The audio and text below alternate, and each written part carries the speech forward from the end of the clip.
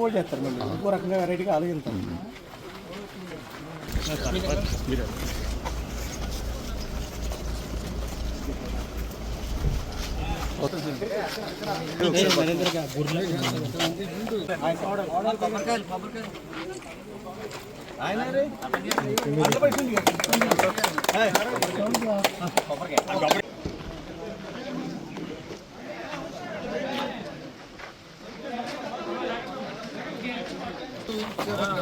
అయితే ఇప్పుడు మనకి ఫండ్స్ లేవంటున్నారండి, వచ్చేది లేవని చెప్తున్నారు సార్.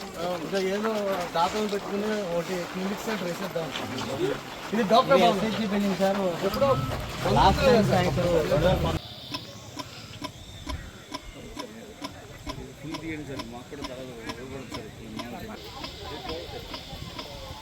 కెనరా బ్యాంక్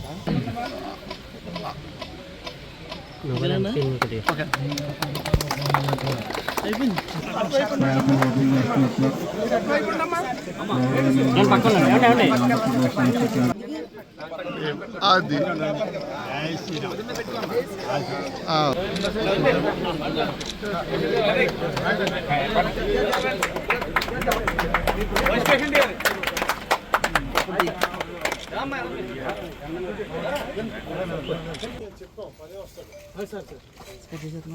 అన్నా సార్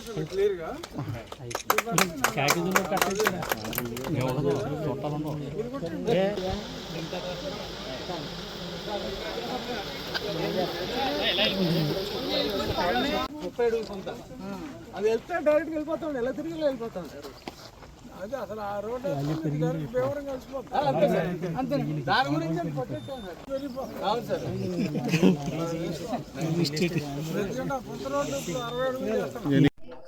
వాండ్రం అభివృద్ధి కోసం మరి గతంలో ఒక 6 నెలల క్రితం ఇక్కడికి వచ్చినప్పుడు కొన్ని చోట్ల ఆక్రమణలు దాసరి కృష్ణ గారు నా దృష్టికి తీసుకొచ్చినప్పుడు ఆక్రమణలను తొలగించి అక్కడ ఒక రోడ్డు ఏర్పాటు చేసుకుంటే బాగుంటుంది అన్న వెంటనే సో దానికి తగు చర్యలు తీసుకోవడం జరిగింది.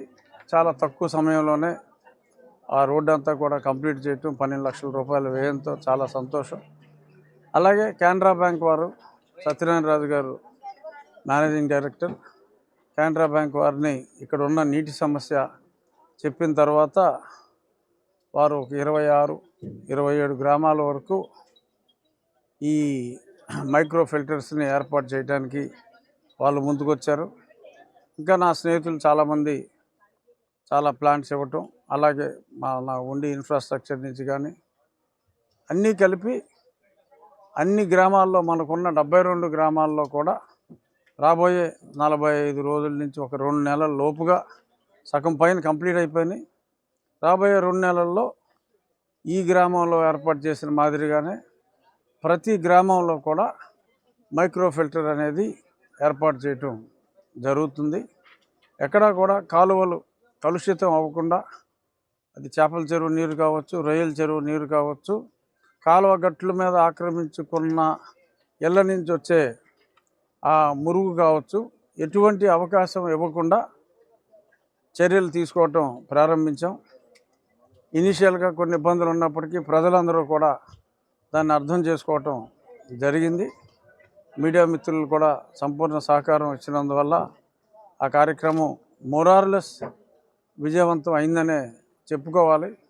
ఎందుకంటే అన్ని ప్రాంతాలతో కంపేర్ చేస్తే ఈ ప్రాంతంలో మరి ఆ నీటి కలుషితం వలన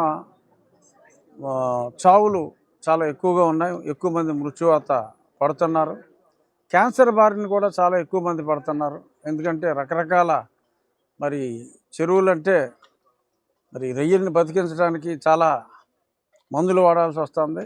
ఆ మందులు రెసిడ్యూస్ అన్నీ వచ్చి మనుషుల ప్రాణాలకి ఇబ్బందిగా పరిణమిస్తుంది.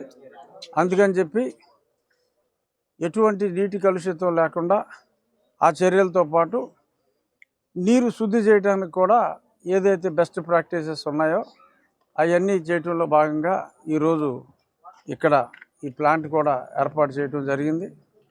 ఇంకా ఇందాక డిసిప్లిన్ మోడల్లో ఉండి నియోజకవర్గాన్ని రాష్ట్రంలో ఒక ఆదర్శవంతమైన నియోజకవర్గంగా మార్చాలి అంటే నేను కొన్ని చేయగలం తప్ప ప్రజల సహకారం మీలో మార్పు వస్తే తప్ప అది జరిగే పని కాదు. కాబట్టి మరి ముందు మీ ఊర్లో మీరు ఒక క్రమశిక్షణ అన్నది మొదలు పెడితే మిగిలిన గ్రామాలు కూడా మిమ్మల్ని ఫాలో అయ్యే విధంగా మీరు ముందుకెళ్ళాలి, అభివృద్ధి పదంలో నడిపించాలి అని చెప్పి మరి దాసరి కృష్ణ గారిని కోరుకుంటూ ఎప్పుడు ఏ అవసరం ఉన్నా సరే నేను మీకు అండగా ఉంటాను.